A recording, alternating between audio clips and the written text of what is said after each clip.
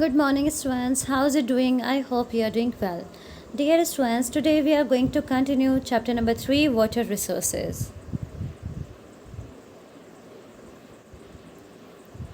Today we have to continue from rain water harvesting. आज हम rain water harvesting से continue करेंगे.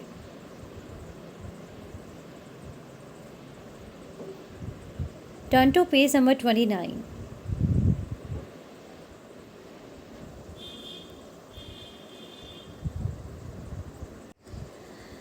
इसके पहले वाले लेक्चर में हमने रीड किया था कि मल्टीपर्पज़ रिवर प्रोजेक्ट जो है वो लाए जाते हैं, बड़े बड़े जो डैम्स बनाए जाते हैं, रिजर्वोयर बनाए जाते हैं और वाटर को हार्वेस्ट किया जाता है, वाटर को बचाया जाता है।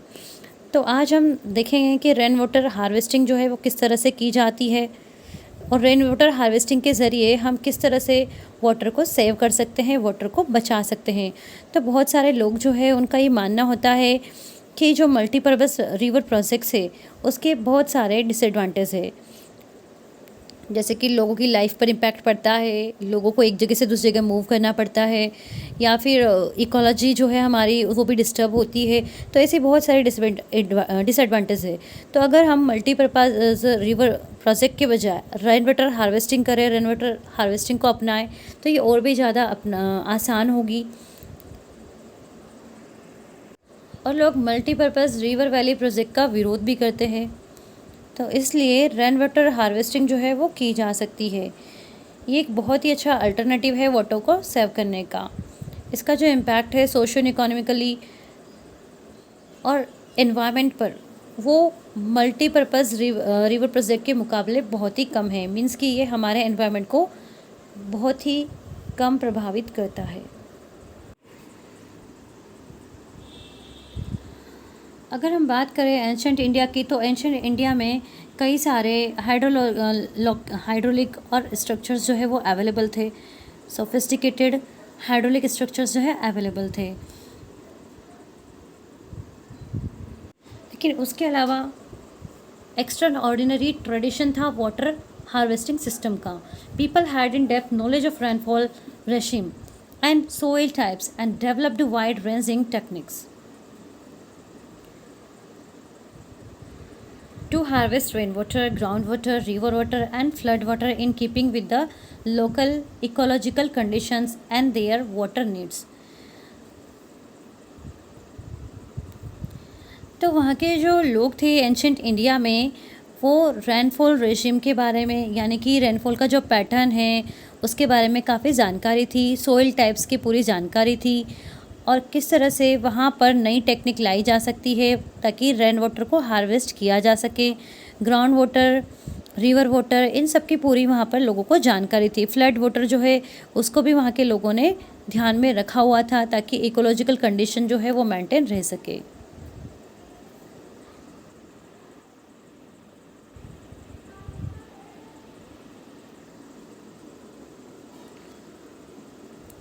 तो लोग अलग अलग तरीक़ों से रेन वाटर हार्वेस्टिंग करते थे उस टाइम पर भी।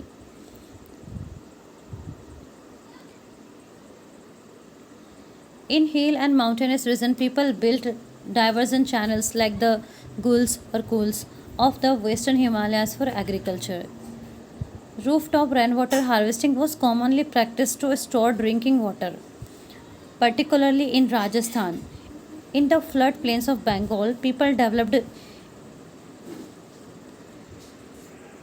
inundation channels to irrigate there fields. तो मीन्स कि जो पहाड़ी इलाके या माउंटेनस रीजन है, अगर वहाँ पर हम जाएंगे तो लोग जो है वो डाइवर्जन चैनल बनाते हैं जिनको हम वहाँ पर देख सकते हैं, जिन्हों की गुल्स बोलते हैं या कुल्स बोलते हैं। वेस्टर्न हिमालयाज़ जो है वहाँ के रीजन में उनको कुल्स कहा जाता है, ठीक है, एग्रीकल्चर के लिए। इसमें वाटर का जो सोर्स होता है उससे एक डाइवर्सन चैनल बना दिया जाता है, उसके जरिए वो पानी को कहीं पर भी पहुंचा सकते हैं। जैसे वाटर है तो इसको डाइवर्ट कर दिया जाता है। Okay, rooftop rain water harvesting जो है ये भी कॉमनली प्रैक्टिस की जाती थी ड्रिंकिंग वाटर को स्टोर करने के लिए, और ये पर्टिकुलरली राजस्थान में होता था जहाँ पर रूफटॉप रेन वाटर को हार्वेस्ट किया जाता था राजस्थान के अंदर। ओके, बंगाल में फ्लड प्लेन्स की बात करें तो बंगाल के जो पीपल है उन्होंने भी वाटर को कंजर्व करने का, हार्वेस्ट करने का काम किया। तो जहाँ पर बाढ़ आती थी उन इलाकों के इलाकों के जो लोग होते थे वो इस तरह के चैनल्स क्रिएट करते थे जिससे कि वो अपने फील्ड को इरिगेट कर सके, फील्ड तक पानी पहुंचा सके। इसके अलावा हम एरिड और सेमी एरिड रीजन्स की बात करें तो जैसे कि राजस्थान हो गया है ना, एरिड और सेमी एरिड में, तो वहाँ पर जो लोग थे वो अपने खेतों को एक तरीके से ढाल जैसा बनाते थे या गड्ढे जैसा स्ट्रक्चर जो है बनाया करते थे जिससे कि पानी जो है वहाँ पर इकट्ठा हो जाए।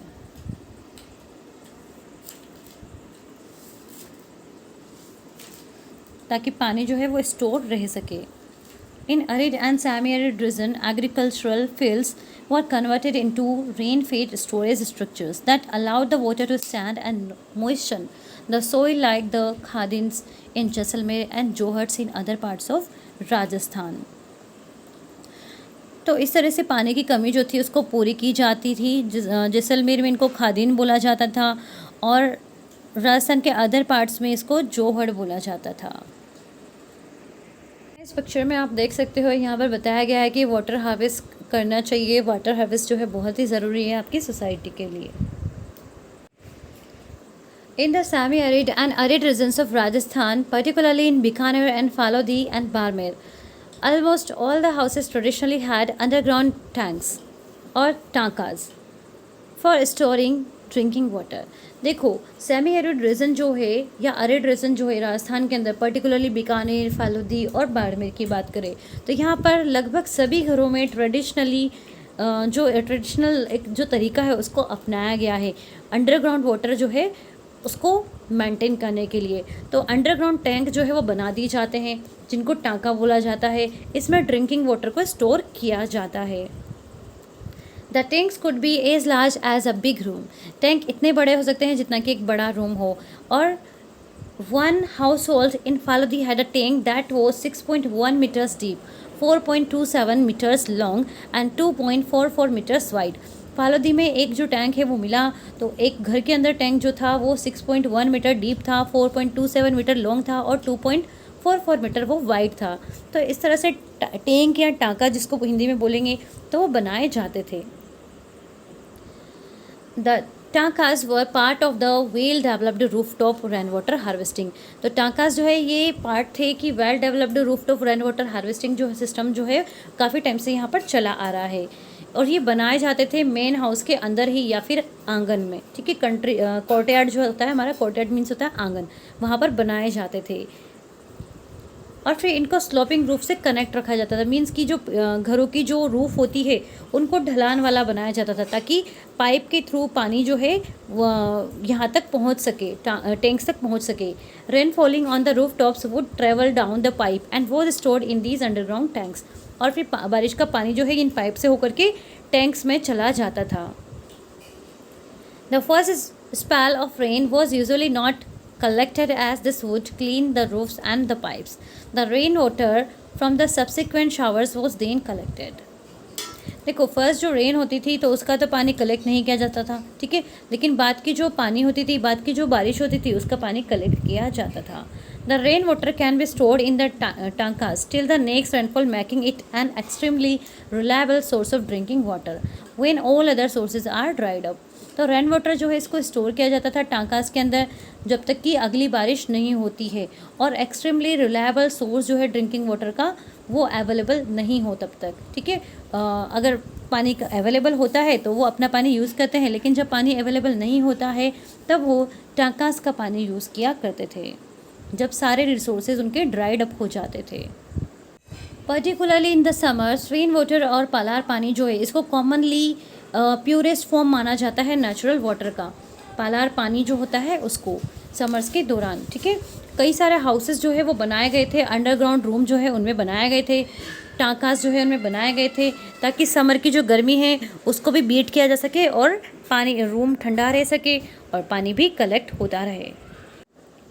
आज वेस्टर्न राजस्थान में roof top rain water harvesting जो है इसकी प्रैक्टिस जो है उसमें कमी आई है। क्यों कमी आई है? क्योंकि इंदिरा गांधी कैनाल जो है वो बना दी गई है। ये एक पेरेनियल कैनाल है, मीन्स कि जिसमें हमेशा पानी रहता है, जिसकी वजह से वाटर जो है मिल जाता है वहाँ पर लोगों को। तो वो आजकल जो roof top rain water harvesting होती है उसको कम करने लग गए हैं। लेकिन अभी भी कुछ लोगों के घरों में टांकास जो है वो है, क्योंकि उनको टेप वाटर जो है इतना अच्छा नहीं लगता है। Fortunately, in many parts of rural and urban India, rooftop rainwater harvesting is being successfully adapted to store and conserve water. Fortunately, आज रूरल और अर्बन जो इंडिया है उसके कई सारे हिस्सों में रेन वाटर हार्वेस्टिंग जो है की जाती है, सक्सेसफुली एडप्ट कर ली गई है, अपना ली गई है लोगों के द्वारा, ताकि वाटर को स्टोर किया जा सके और वाटर को कंजर्व किया जा सके।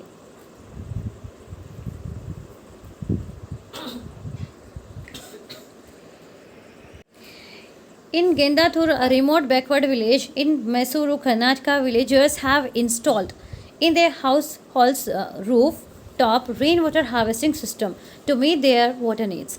आज की अगर हम बात करें तो कुछ बैकवर्ड विलेजेस जो है मैसूर के या कर्नाटका जो स्टेट है उसके अंदर, तो वहाँ पर यहाँ पे एक गेंदाथुर विलेज जो है इसका नाम दिया गया है। यहाँ पर विलेजर्स जो है उन्होंने इंस्टॉल किए हैं अपनी छतों पर ही रेन वाटर हार्वेस्टिंग सिस्टम, ताकि उनकी वाटर की ज़रूरत पूरी हो सके। लगभग 200 हाउस होल्ड जो है उनमें ये सिस्टम जो है इंस्टॉल किया गया है, लगाया गया है पानी को हार्वेस्ट करने का। गेंदाथुर में एनुअल जो प्रेसिपिटेशन है वो 1000 mm है, and with 80% of collection efficiently and of about 10 fillings. Every house can collect and use about 50,000 litres of water annually. यहाँ पर लगभग हर घर जो है वो 50,000 लीटर वाटर एनुअली यूज़ कर सकता है। From the 200 houses the net amount of rain water harvested annually amounts to 1 lakh litre. लगभग यहाँ पे लोग जो है 200 हाउसेज में जो लोग वाटर की हार्वेस्टिंग करते हैं, तो सारे लोग जो मिला करके लगभग एनुअली 1 लाख लीटर्स वाटर का हार्वेस्ट करते हैं, मीन्स कि इतना वाटर वो सेव करते हैं। Tamil Nadu is the first state in India which has made rooftop rainwater harvesting structure compulsory to all the houses across the state. Tamil Nadu ऐसा पहला स्टेट है जिसने rooftop rain water harvesting structure को compulsory कर दिया है सभी हाउसेस के लिए स्टेट के अंदर। There are legal provisions to punish the defaulters. जो डिफॉल्टर होते हैं उनको पनिश करने का भी प्रोविज़न है, प्रावधान है। So students, we have completed this. हमने ये चैप्टर कंप्लीट कर लिया है। You have to read this chapter. आपको ये चैप्टर पूरा रीड करना है। Tomorrow I will provide full video of the chapter. कल मैं आपको कंप्लीट वीडियो भी प्रोवाइड करवा दूँगी इस चैप्टर की, तो आप एक साथ पूरा चैप्टर रीड कर सकते हो।